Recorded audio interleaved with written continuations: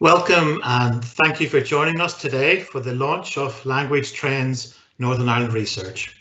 My name is Jonathan Stewart and I'm the Director of the British Council in Northern Ireland who commissioned the research. The British Council is the UK's organisation for international education and cultural relations, and we build connections, understanding and trust between people in the UK and other countries through arts and culture, English language and education. Advocating for language learning in UK schools and the provision of resources, activities and programmes supporting language teaching is an important part of our work in education. We believe that languages play a vital role in giving young people the skills, intercultural understanding and confidence to support future employment and prosperity in an increasingly international world, while enriching their lives through the enjoyment of learning languages themselves. I'm really pleased to be attending today's launch of Language Trends Northern Ireland Research, which will give an overview of the current situation for language learning in Northern Ireland schools during what has been an extremely difficult and challenging year for teachers and pupils alike. I look forward to hearing from some of our teachers and pupils later on in the session. The research which we will be referring to today is available on our British Council Northern Ireland website, along with the previous research which we carried out 2 years ago in 2019. Before we start, I'd like to thank Dr. Ian Collen, Director of NICILT at Queen's University Belfast, who carried out the research and wrote this year's report. Thanks also to Janice Carruthers, Professor of French Linguistics at Queen's University Belfast, who is today's chair. And thanks to all of our panelists for giving up their time to be here, and Janice will introduce us to them shortly. Thanks also go to our steering group, who were instrumental in providing guidance and helping us to frame this year's survey questions. Finally, thanks to all of the teachers and pupils across Northern Ireland who responded to the survey questions and also took part in the various focus groups. Some housekeeping before we start. Today we're going to record the session and a video of this will be available on the British Council Northern Ireland website in the coming days. For those of you who are using social media, we have a hashtag for today, and that's Language Trends NI, and we'll post a link to the research on the Twitter account, as well as the British Council's Instagram, Facebook and website platforms. Using Teams Live closed caption system, we will have subtitles available today, so you can follow the sessions, and these will be available in English, Arabic, French, Spanish, Italian, German and Portuguese. This is computer generated, so apologies in advance if there are any translation mistakes. We also have British and Irish Sign Language interpreters, and those links should already have been sent to anybody who requested them in advance. But again, recordings of these will also be available in the coming days on our website. So finally, we want today to be as interactive as possible. So we would encourage you to use the Q&A function on Teams Live and post your questions or comments. If it's to a specific panelist, make that clear. And we'll try to get through as many of those as we can towards the end of the session. So now I'd like to hand over to Dr. Ian Collen, who carried out this year's research. And Ian's going to present us with some of the highlights from the research, and following that, then we will have a short, we'll have a panel discussion and a short, quick Q&A session at the end. So thank you very much, and over to Ian to present the main findings. Bonjour, guten tag, hola, dia dich. Thank you everyone for joining us this afternoon. My name is Ian Collen and I was the lead researcher on the Language Trends research this year, and I very much look forward to presenting our findings to you today.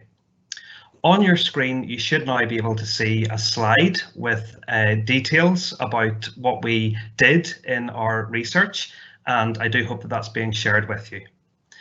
We started off by looking at trends in GCSE language entries over time, over the past 25 years. And what you can see in this graph is the 4 main curricular languages in Northern Ireland of French, German, Irish and Spanish.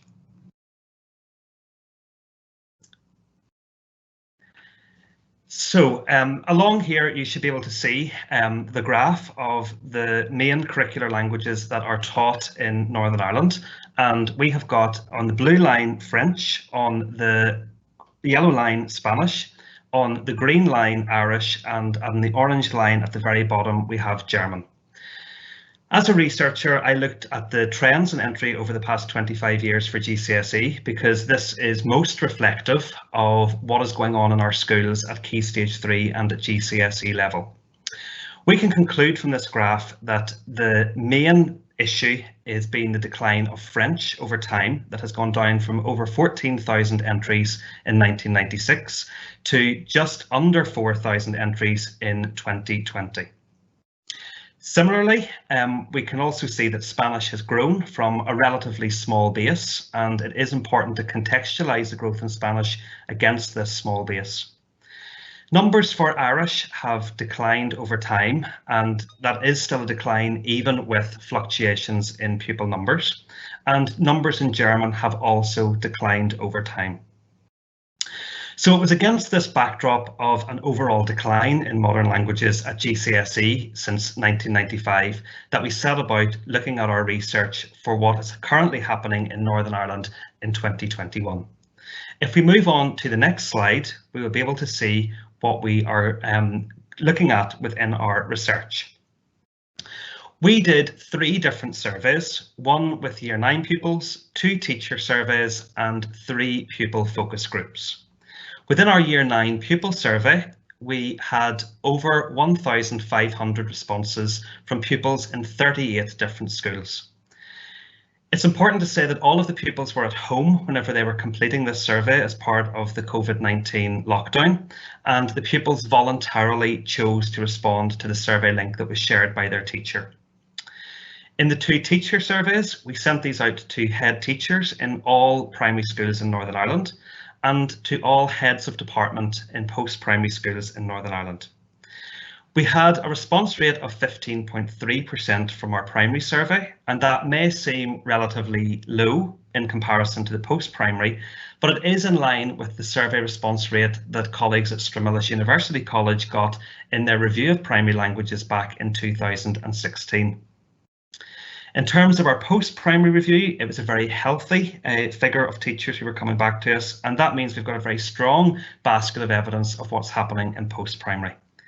And then in our 3 pupil focus groups, we had 17 pupils across 3 different schools. And the purpose of the pupil focus groups was to try and tease out some of the main findings of the large scale pupil survey. And I'm delighted that some of the pupils who have contributed to the survey will be with us later on this afternoon. If we move on then to the next slide.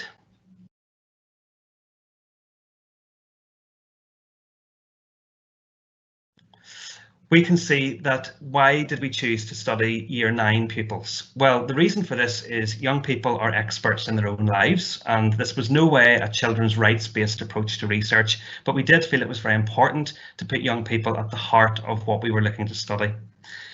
For Year 9 pupils in Northern Ireland, anybody who's joining us from England, Year 9 in Northern Ireland is the same as Year 8 in England. So these pupils are in their 2nd year of statutory language learning on the Northern Ireland curriculum.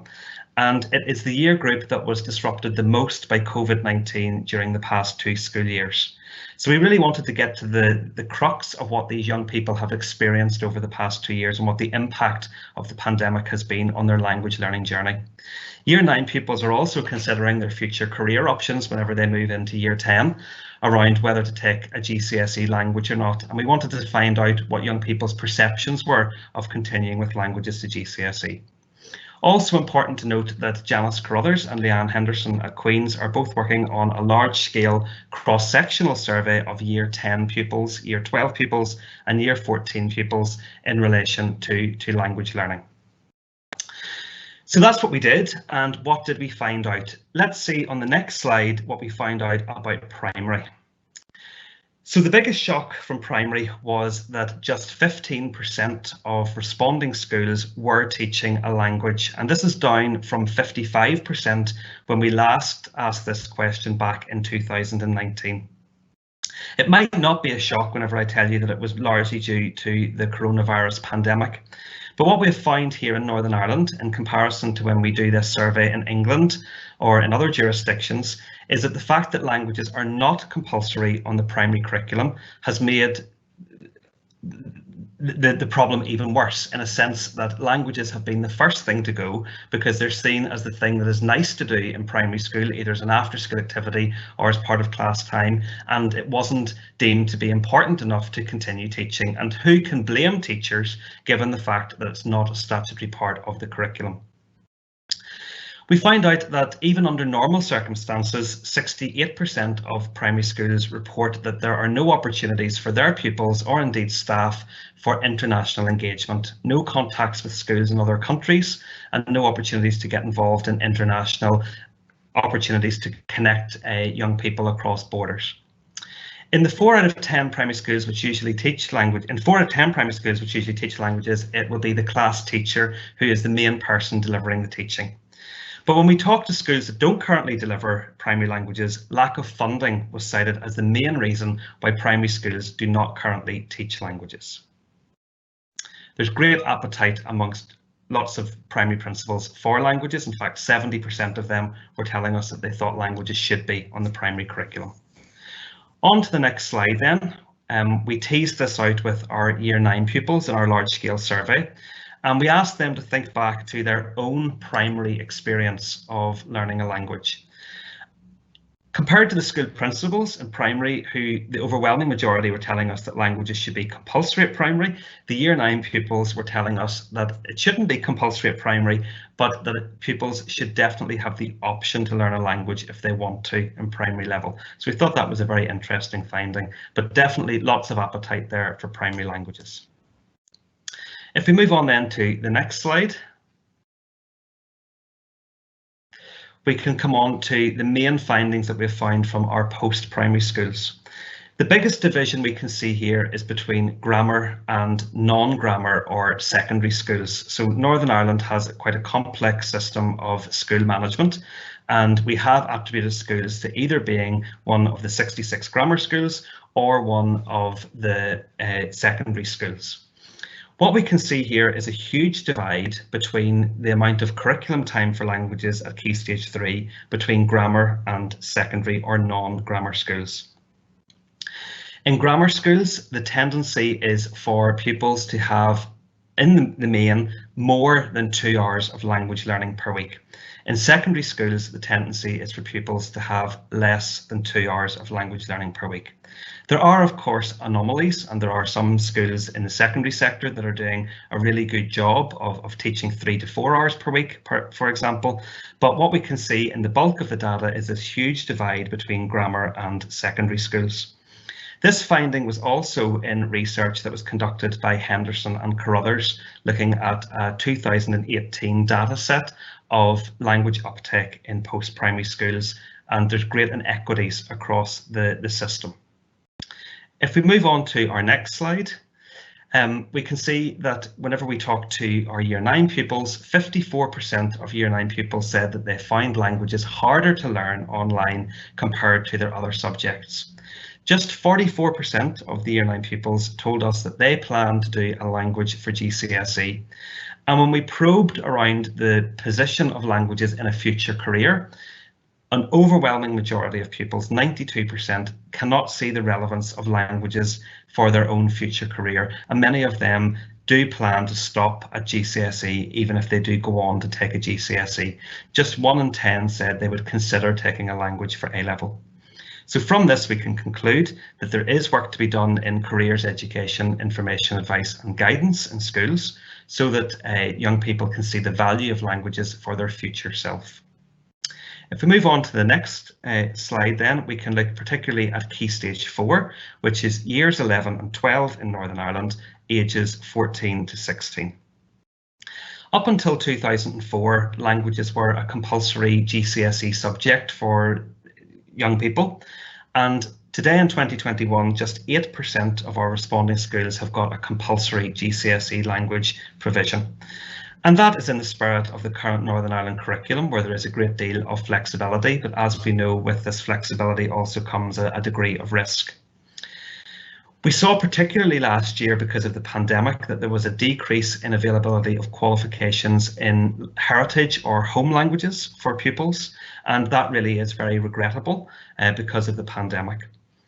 But we also saw the grammar secondary divide being very, very stark at Key Stage 4, with 4 responding secondary or non-grammar schools telling us that they're not running any Year 11 provision in modern languages.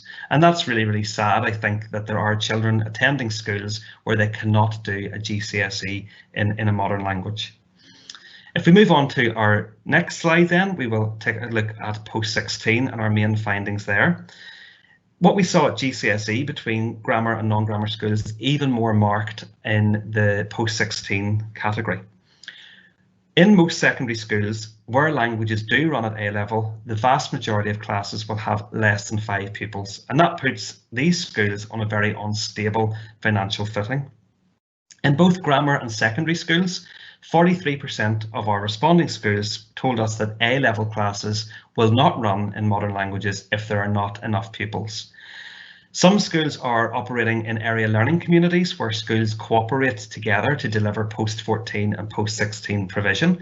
But even within area learning communities, we have evidence that some modern languages classes didn't work or didn't operate because there weren't enough pupils. What is enough pupils? Well, the number changes from school to school. Some schools tell us it's around 5 pupils for an A-level class to run. Other schools tell us a minimum of 8 up to a minimum of 12 pupils. We can also see that there is a growing trend for composite A-level classes where Year 13 and Year 14 pupils, or AS and A2 pupils, are taught together at the same time with the same teacher.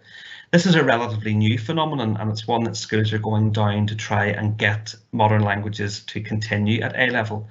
But the linguist in me says that language learning is a very linear thing or area of study to do, and we need to do more research into composite classes at A level to see if they are a good thing, a bad thing, or if there's no impact on pupils' progress. So that brings me to my final slide, which is to ask, what do I think, as the lead researcher of this piece of research, needs to be done to try and stem the decline in language learning? I will say very clearly, I think we have enough evidence of what is going on within our school system, and we also have a growing amount of evidence of what needs to be done to effect change. Back in 2020, the British Academy, along with the British Council and a number of other organisations, called for a national strategy for languages. And contained within that strategy is a number of key things that can be done in Northern Ireland, and they've been costed, that can try and reverse the decline in language learning.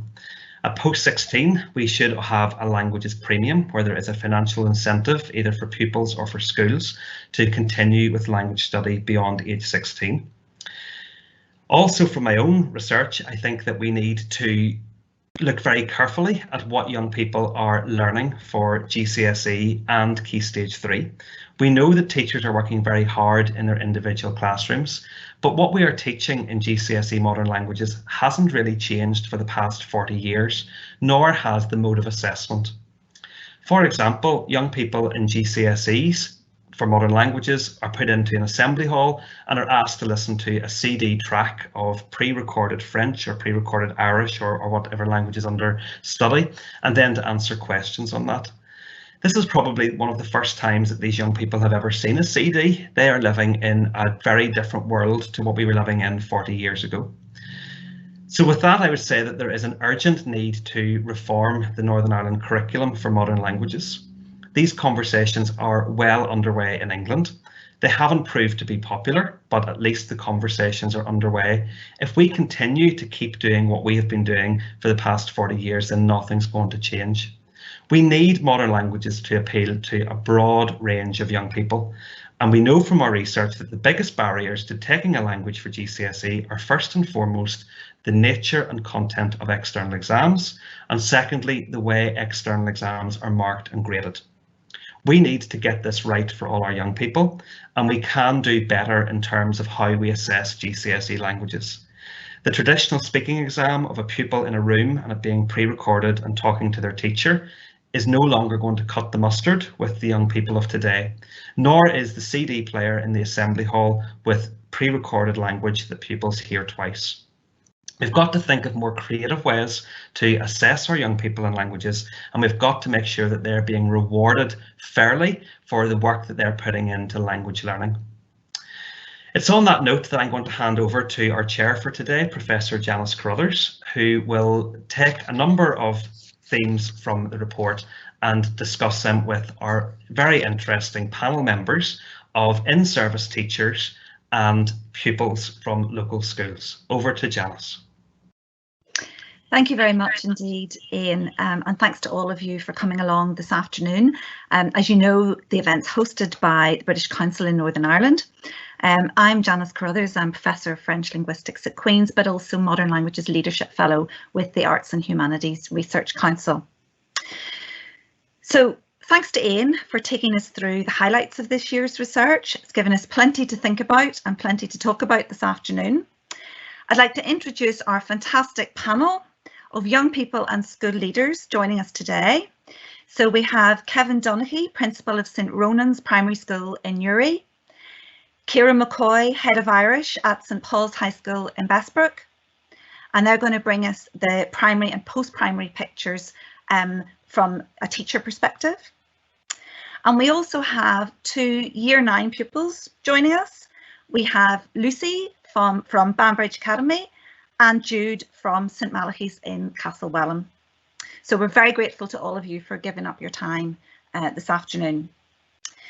So the research was carried out then by Dr. Ian Collen from NICILT, and 2021 is the 2nd edition of Language Trends Northern Ireland, where the inaugural report was published back in 2019. As Jonathan mentioned, please do join in today's conversation by commenting and asking questions, posting on social media on #LanguageTrendsNI. So we're going to start then by asking our panelists some questions to introduce the topic, and then we'll open up the floor to questions from our live audience. So don't forget to post yours in the Q&A. We won't publish repeated questions and comments, so if you see a post or a question that you like or an issue that you want to raise, please do use the thumbs up button, and that will help us to identify the popular themes and questions. Okay, so Kevin, if you don't mind, I'm going to go to you first. As principal of a primary school then, how would you describe the teaching of languages in primary in Northern Ireland as things currently stand? Good afternoon, Janice. Well, as a primary school leader, in a couple of words, chaotic, underfunded. You know, schools are trying their very best with a very limited amount of resource to promote languages. And like I have seen myself how children love learning languages. Under the modern language program that we had, it was done through games, songs, rhymes, and the children have thoroughly enjoyed it. We haven't actually had any language learning because of COVID in our class bubbles. And the one question the children are actually asking me is, when can we actually go back and start learning Spanish again? Because we had Spanish as our main language. Children really enjoyed it. And you know, all the evidence says about having a language learning as completely immersive and starting in the early years, which the language learning program did, and we funded it ourselves in the upper end of the school. But again, this funding was withdrawn for purely financial reasons by the Department of Education, and there was no evidence to suggest that the programme that was in place was actually not working. So again, it's something that I know that our children really miss. Thanks, Kevin. So the question of funding in primary school is obviously absolutely key. You've also mentioned the impact of COVID there as well, and that's something we'll come back to. Can I ask Ciara, in the post-primary sector, have you seen any major shifts in trends in post-primary languages in recent years, and what might be the reasons behind that? Yes, thank you, Janice. Similar to what Ian has illustrated there in the report, we've definitely seen a decline in the uptake of languages at both GCSE and A-level. There are several reasons for this that contribute to it. There definitely is a perception out there that languages are much more difficult at GCSE and A-level than other subjects, and that they're graded much more harshly as well. There's a lack of awareness by both maybe pupils and parents of what skills are developed by studying a language and what careers are available through languages. So I think we need a great push with that. We have witnessed the impact of COVID as well on our numbers at GCSE and A-level. Despite the fact that I believe languages teachers are very highly skilled in IT and often use it in their teaching, it just didn't seem to translate that well during lockdown. I think students missed the opportunity to communicate in the target language with their teacher or with their peers, and that has had an impact on our numbers at GCSE. They've also missed the opportunity of spending time in a target language region.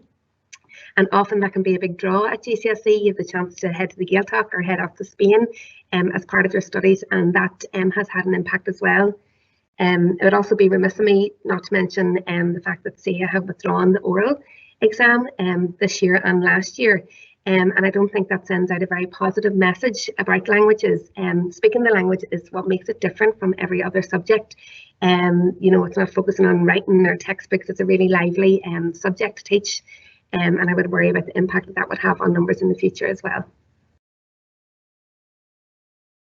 That's very helpful, Ciara. And so in other words, there are multiple factors at work here around grading difficulty and issues that have been exacerbated by COVID, and take your point entirely there. It's a very important point around the oral being the element that has been that is suggested for omission. Talking about COVID and the issues that have arisen there, Lucy, as a pupil who's been learning languages, has COVID-19 affected how you've learnt languages? Has it made it easier? Has it made it harder? How has it changed things for you, Lucy, as a language learner?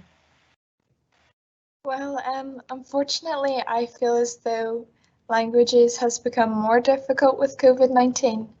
There weren't many listening exercises over lockdown, and I strongly believe that it was the easiest way to learn a language. This was probably due to lack of devices in some people's homes. So you think there's maybe been a bit of a divide there between those who have access to some of the technology, which is a wider problem that has happened with COVID as well.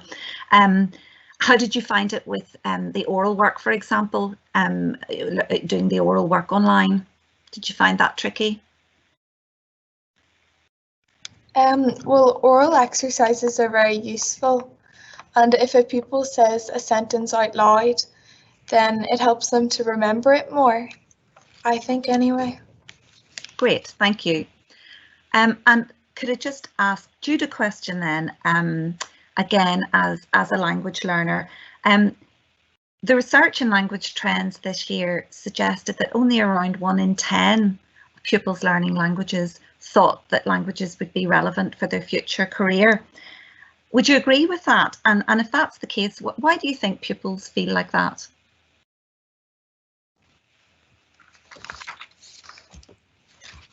I don't think that there won't be opportunities, but I actually can understand why pupils feel this way.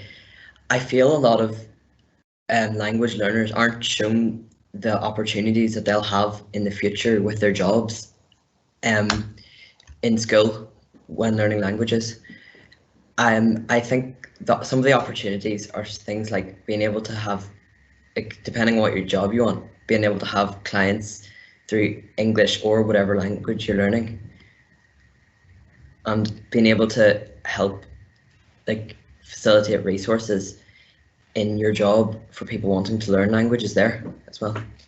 That's great. So you think some of what needs to be done is learning a bit more about the ways in which languages might be involved in all sorts of jobs and not just the obvious ones that might seem to have languages. That's great. Ian, could I bring you back in here? We've talked quite a bit about oral work of various sorts and the importance of being able to speak the language. The report mentions the important role of language assistants in schools. Could you say a little bit more about why their role is so crucial? Yes, thank you, Janice.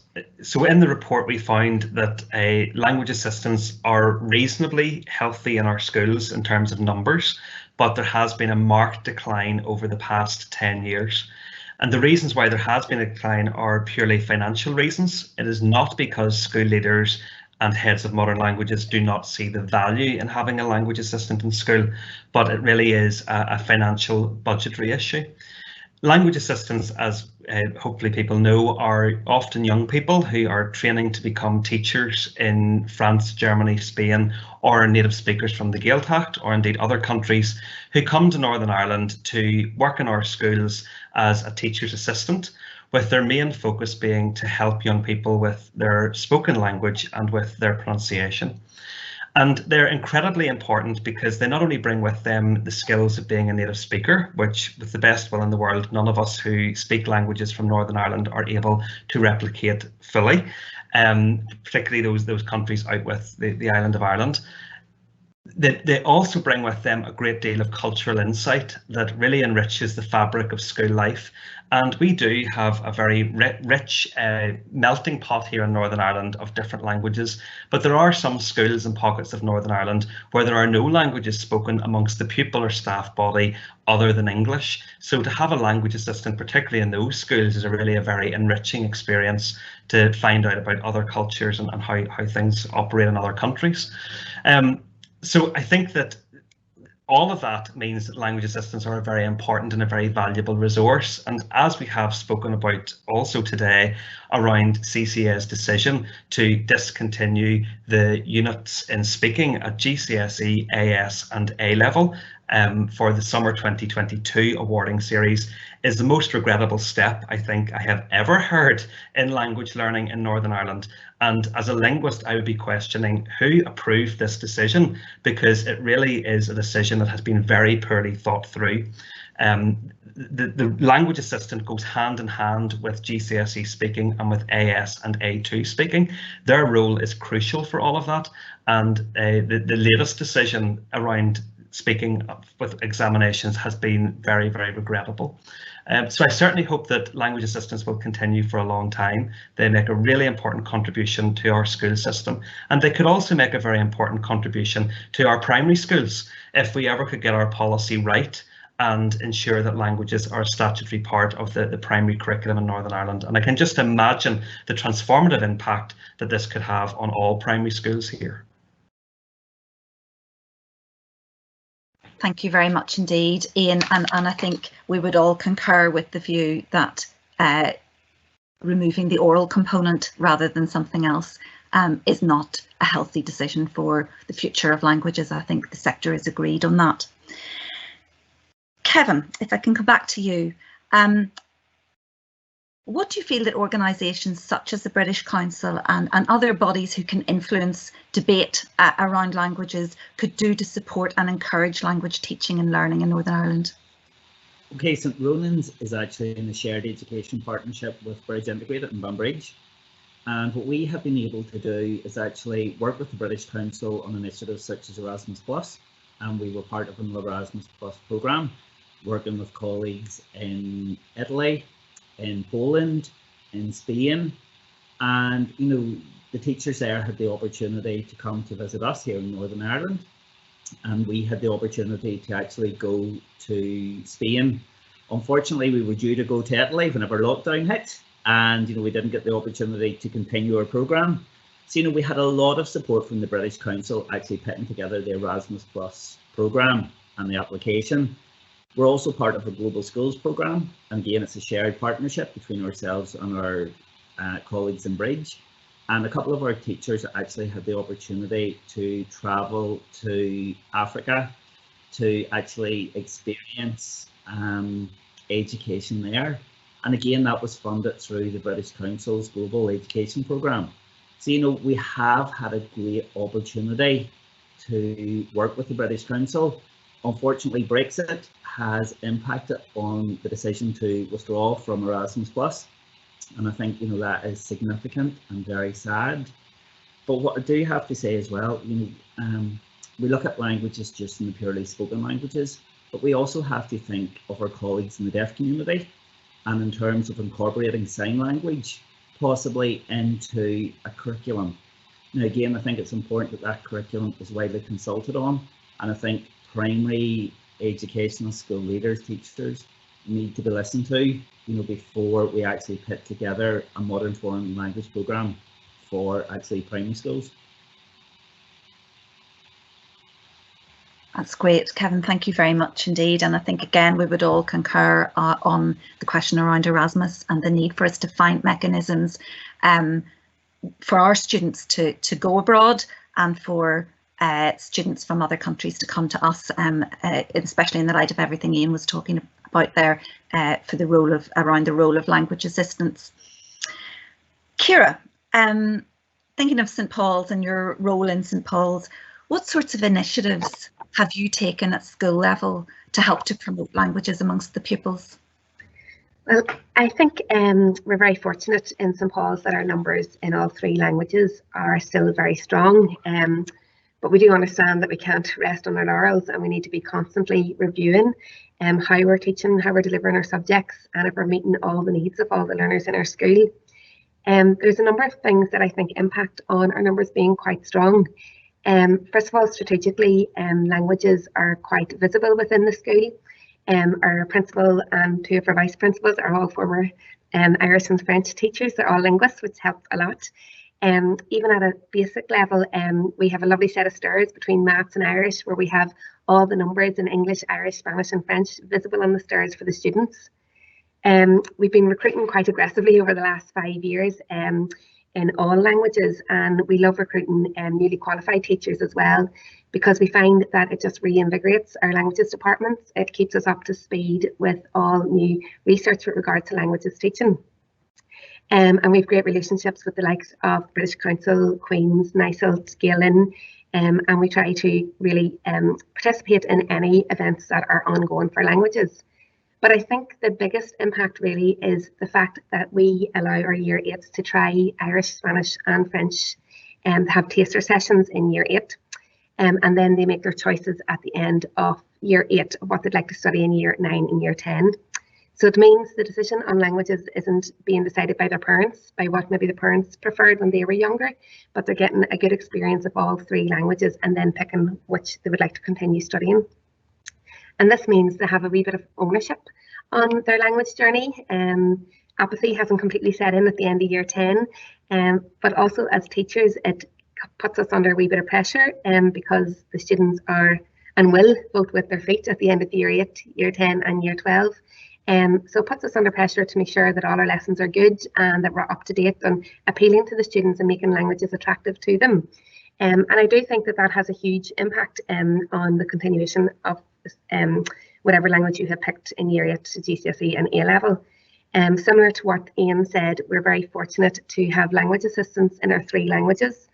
And the motto of St Paul's is quality education for all, and we allow all our students to study languages. We even have good relationships with our Learning Support Centre. Our Irish assistant is also a classroom assistant in Learning Support, and he has taken a few of the students through the Couple of Focal Award. We have a Spanish teacher that goes between the Learning Support and Spanish department as well, so that languages are available to every single student within our school. As Ian mentioned in the report, we're very fortunate to be one of the post-primary secondary schools that have about 3 to 4 hours of languages at Key Stage 3, and I think that's in our favour as well.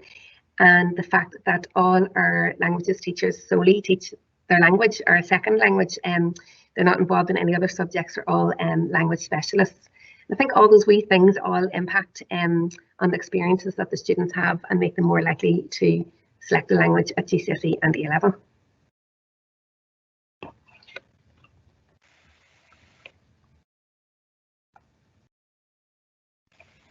Thank you, Ciara. And certainly this idea of taking, for example, the 3 languages to start with and being able to sample them. We're hearing that coming through from more and more schools and allowing the pupils to try a language out before they make their selection.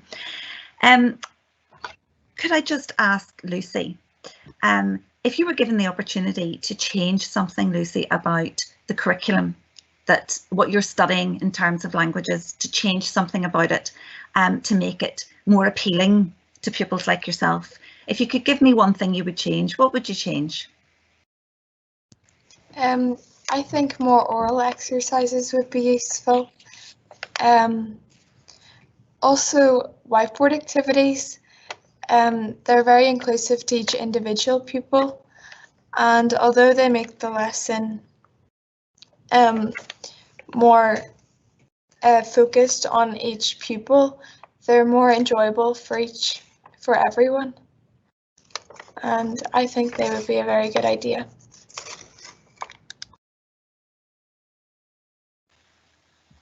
Thank you, Lucy. And Jude, just one for you, if you don't mind. You're a pupil, obviously, at secondary level. What do you think about the idea of learning languages in primary school? I don't know whether you had the chance to do that or not, but do you think it's important? Yeah, I do think languages in primary school is important. I went to an Irish primary school, one school in Castlewellan, and it was completely through Irish, and I feel it was very useful because we had the opportunities to learn these skills, to learn other languages like Spanish in high school now, and it's much easier for us. Also, I'm only in second year and I've already got my GCSE Irish done, and that's purely because I did languages in primary school as well. So I think having that for lots of different pupils would be very helpful. That's great. Thanks very much indeed, Jude. So we've some questions coming through then from the audience. So if you don't mind, panel, I'm going to fire some of these at you. The first one then, for Kira. Would you say, Kira, that the decision to omit the spoken aspect of GCSE and A-level could have an impact on pupils' desire to continue with language study, both in school and perhaps on to further or higher education? So not just the importance of the skill, but whether that might affect uptake. Yes, I think it will have a major impact. If you look at our students that are going into year 14 in September, they had no oral in year 12, they had no official oral in year 13, and now will not have an oral in year 14. To move on to third level education in a language, you need to have confidence in the spoken language, and I worry that that will have an impact.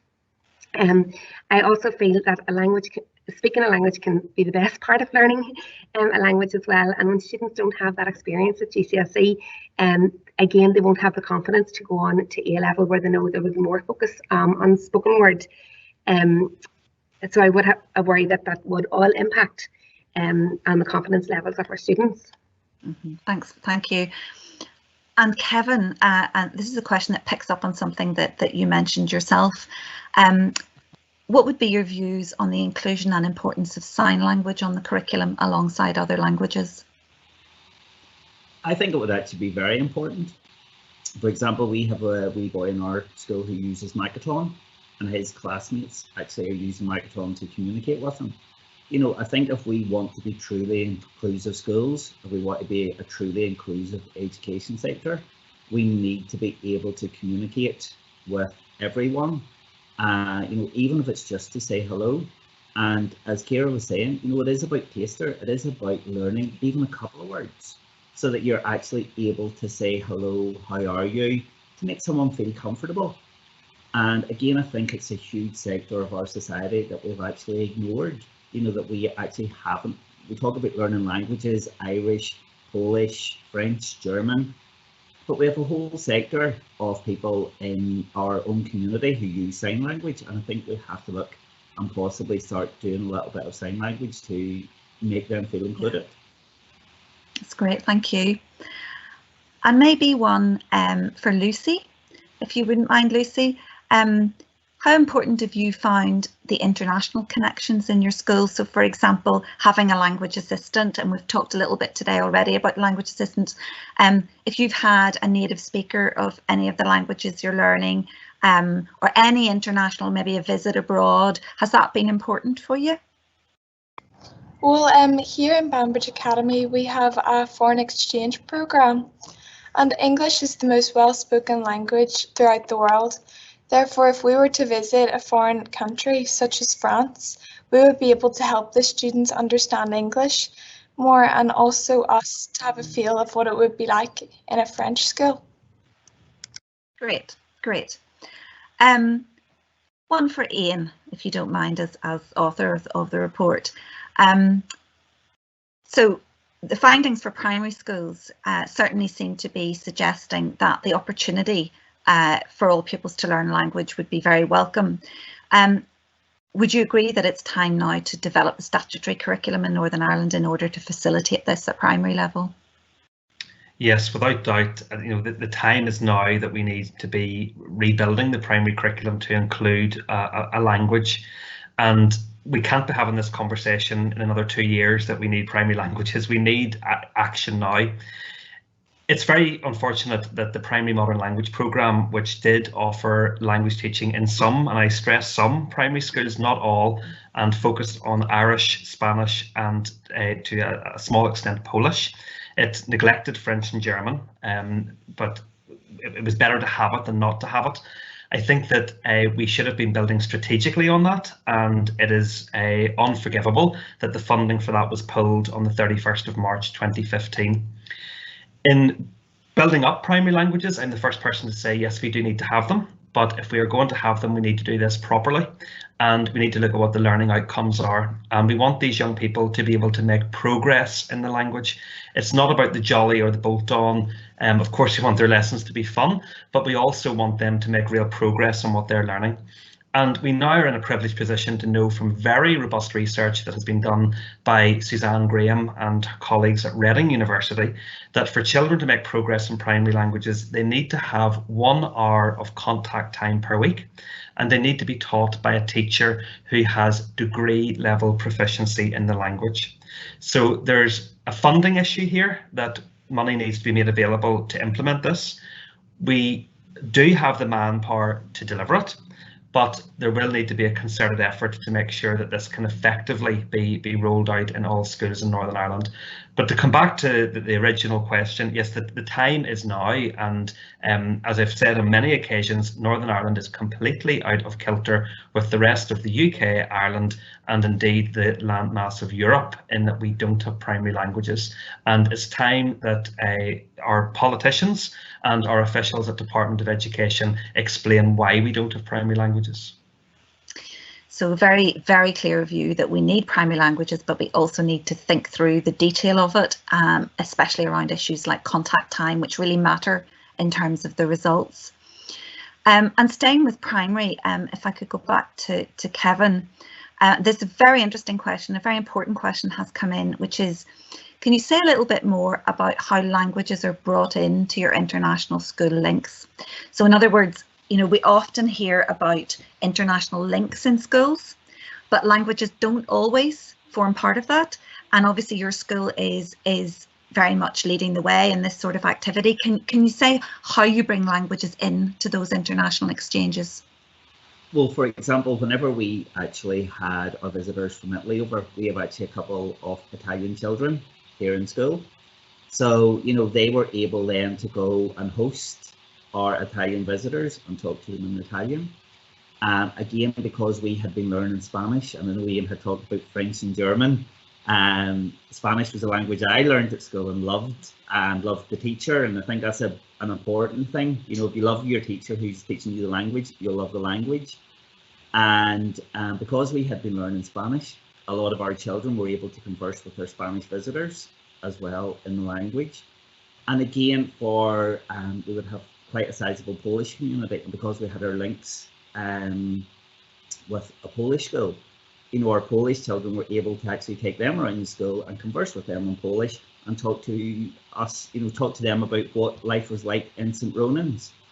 So again, our children were also learning from each other, and they were learning different greetings in the different languages to actually welcome our visitors, and learning actually every class, every year group took a different country of visitors, and actually learned a little bit about the country as well and the traditions.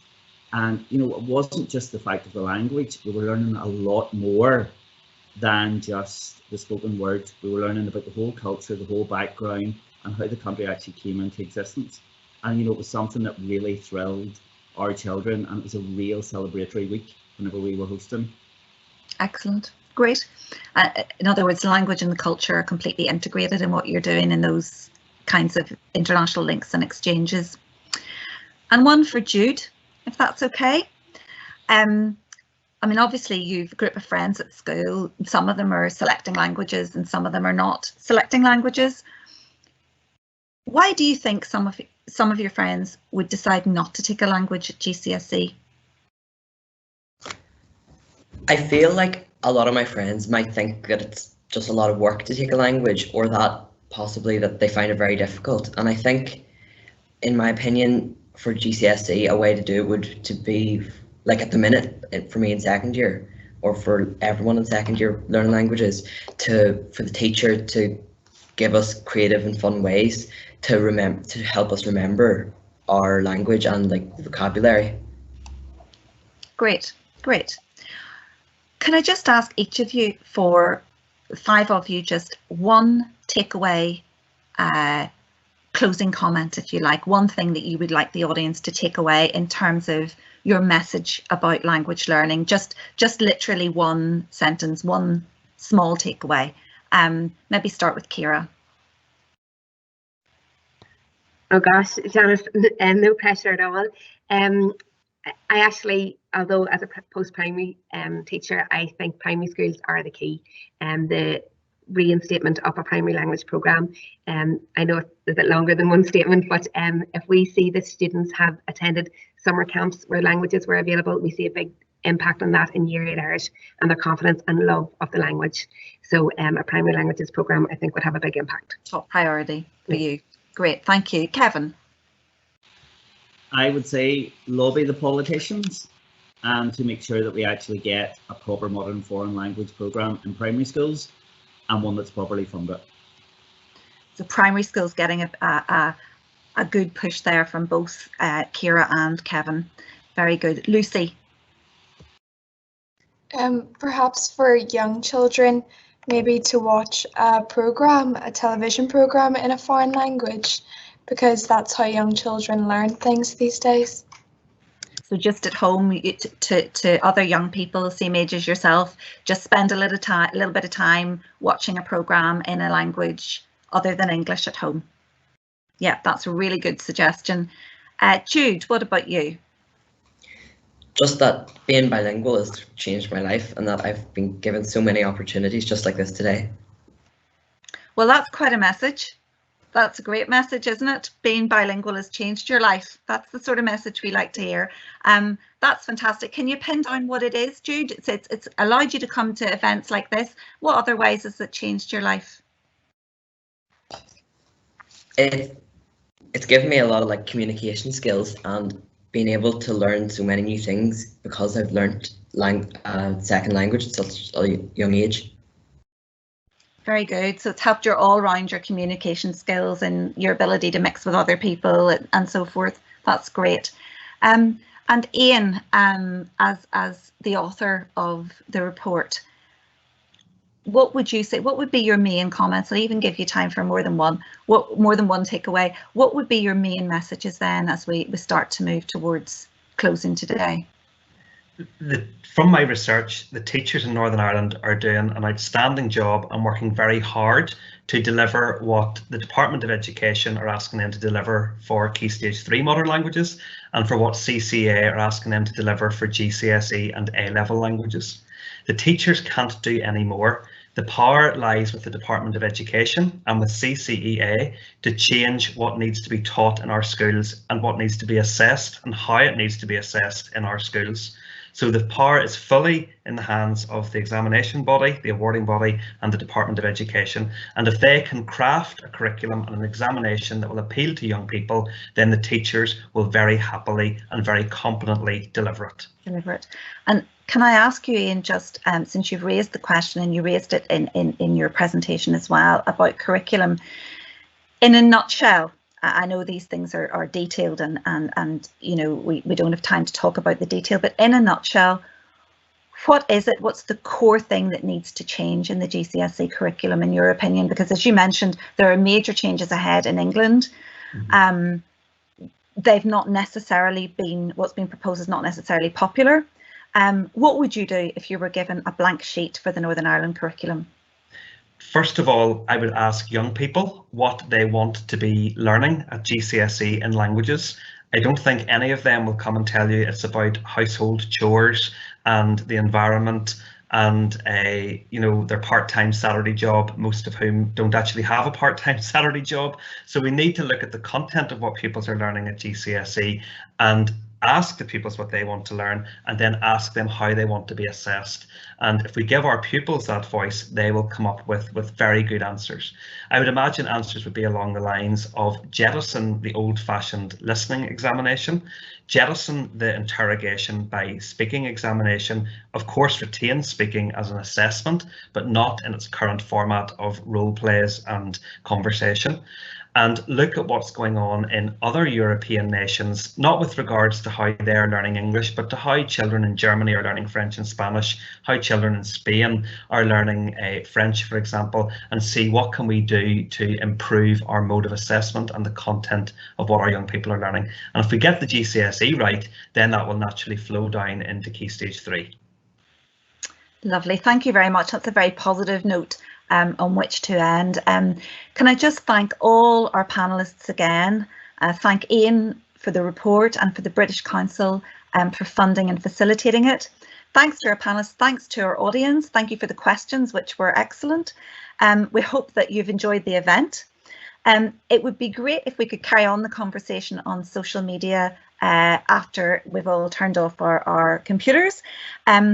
And maybe you could feed through some questions that we didn't get a chance to take today.